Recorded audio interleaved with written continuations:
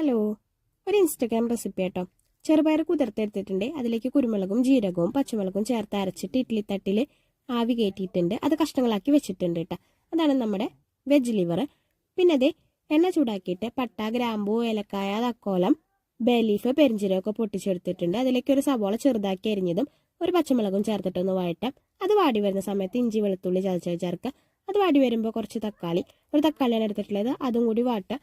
കുറച്ച് വേപ്പിൻ്റെ ഇലയും കൂടി ചേർത്ത് വാട്ടിയ ശേഷം പൊടികൾ ചേർക്കാട്ടോ. മഞ്ഞൾപ്പൊടി, മല്ലിപ്പൊടി, മുളക് പൊടി, പിന്നെ കുറച്ച് ചിക്കൻ മസാലയും കൂടി ചേർത്ത് ഇളക്കിയിട്ടുണ്ട് കേട്ടോ. ഈ റെസിപ്പി കുഴപ്പമില്ല കേട്ടോ, ടേസ്റ്റൊക്കെ.